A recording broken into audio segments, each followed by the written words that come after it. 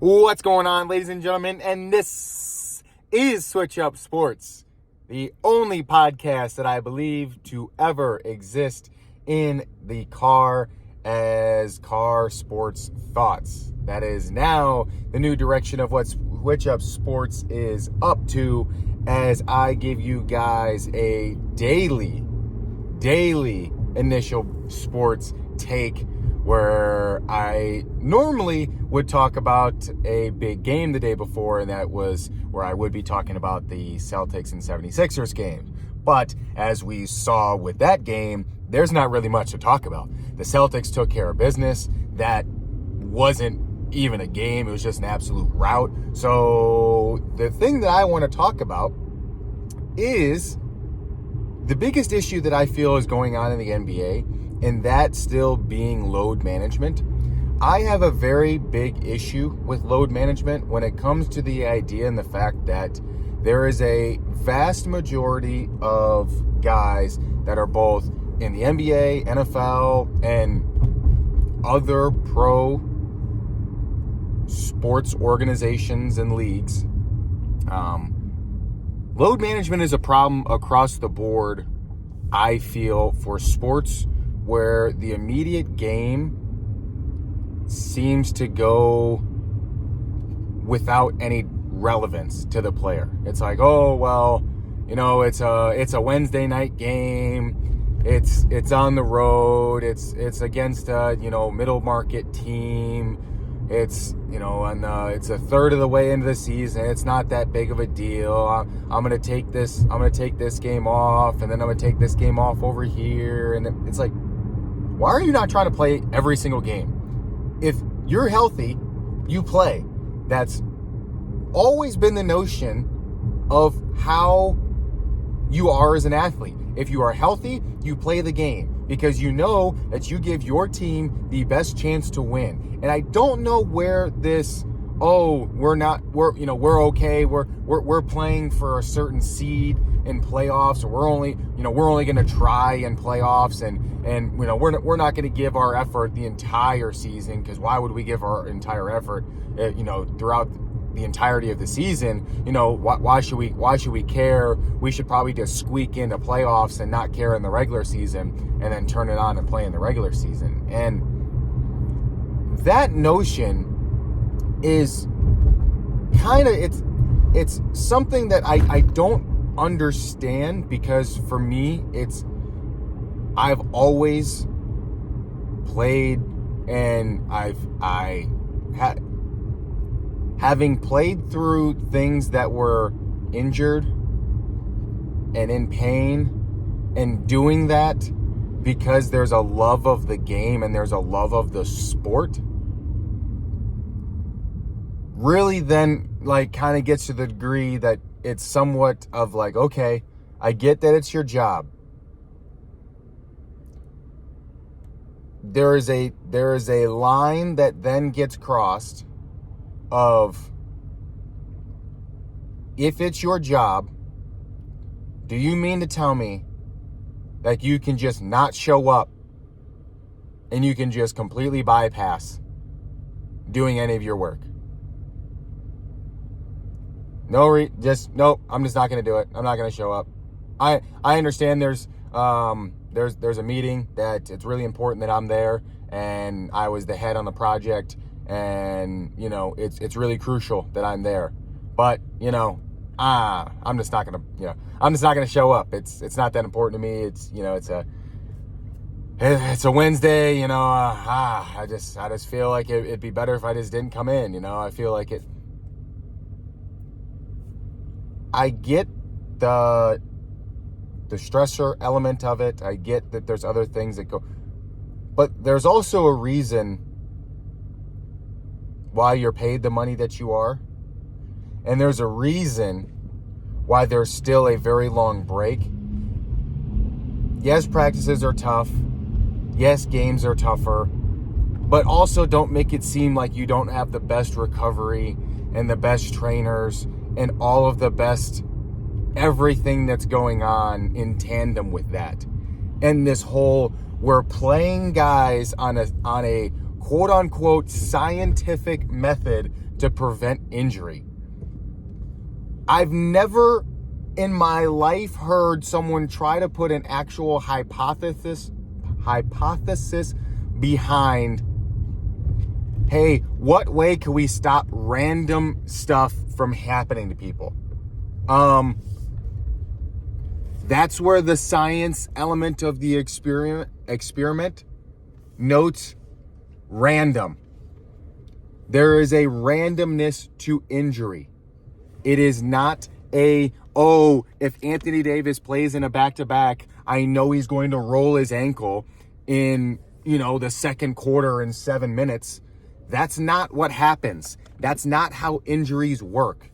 I don't understand how you can go and say, oh yeah, we're gonna play to prevent injury. Yeah, I get preventing breakdown, but there's recovery, there's an actual tolerance that then gets built up. This, oh hey, we're just gonna avoid always playing on a back-to-back just in case. It's like, why? Is he healthy? Is he 100%? Is his body good? Is he okay? Why are you not playing? Like, players have always. They always used to play. They always played all 82 games. They always, that's the goal. I don't understand where this is before the season even starts. Hey guys, I know there's 82 games, but how about I play 60? What? No. How about if you're healthy, you play. Period. End of story. If you're healthy, you play. That is the competitive aspect of the sport. That is the competitive nature of the sport. That is the love of the sport. That is a relative slap in the face to anyone else who decides to go out there and play because they're healthy, or that they're going out there because they know that they can give their team the best chance to win. And it's hey, guys, tough. I won't be there for this game. I'm gonna rest. I feel great. I'm 100%, but I'm just gonna rest. Okay, you guys go out there, play tough. Hey, I know you guys are fighting through a lot, but I'm not gonna play. I know I'm 100%. I'm not gonna play. What? I don't understand. I don't understand. I really don't. And you can try to tell me, oh, you don't understand. And I've played sports literally my entire life. I don't know at what point I've ever gotten to where someone is just like, hey, don't play.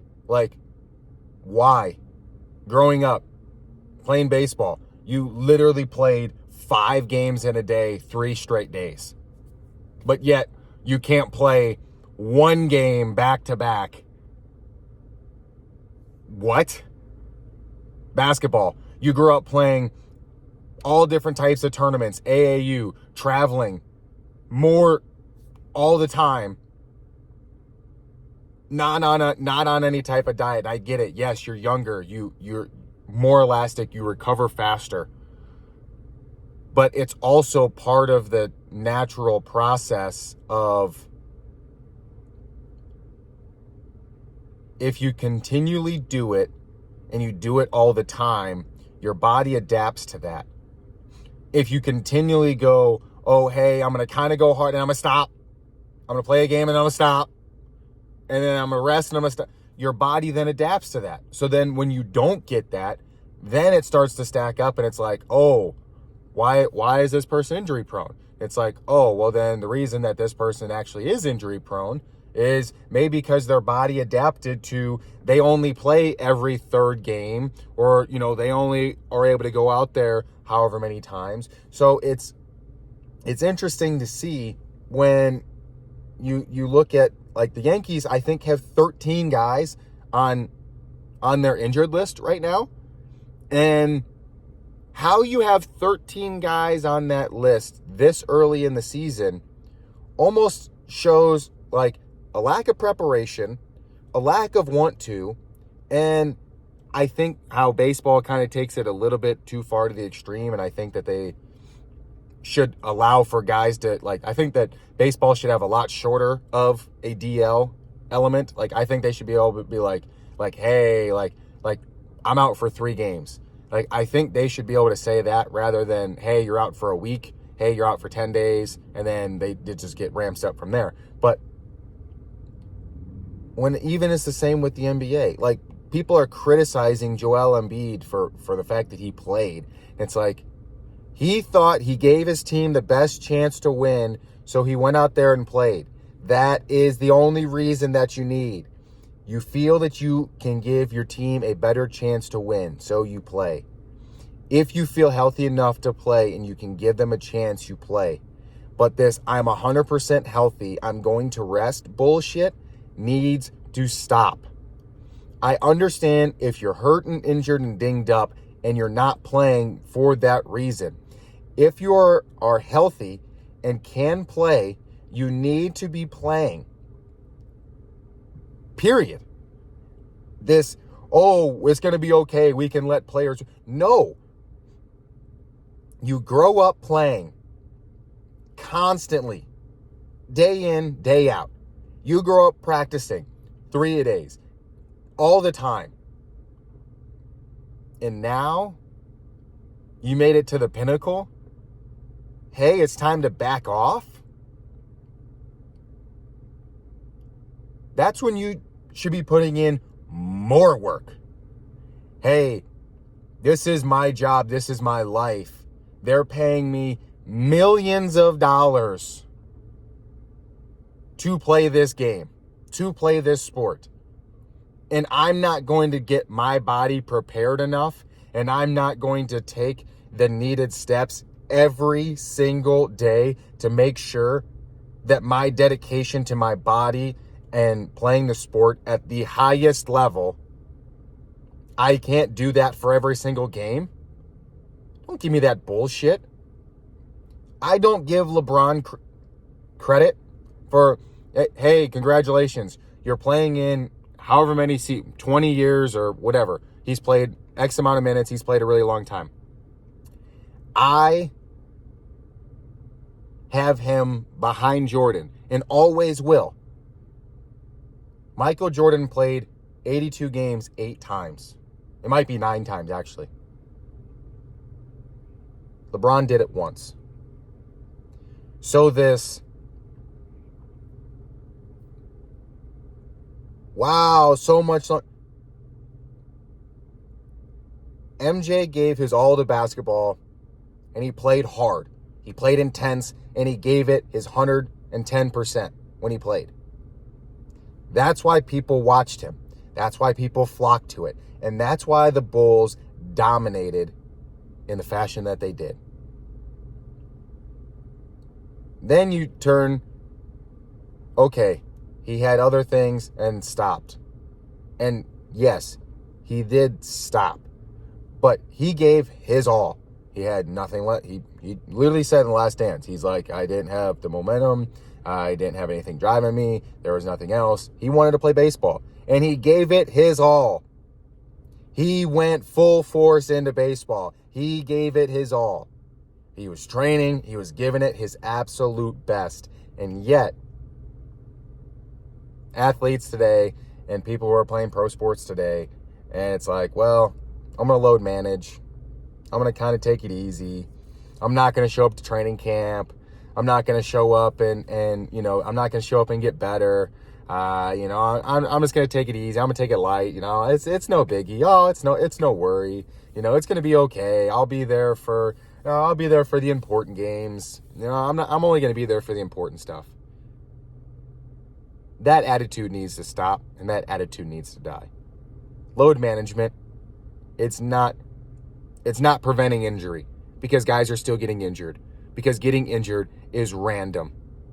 There's nothing that controls it. That's it. I'll talk to you guys tomorrow.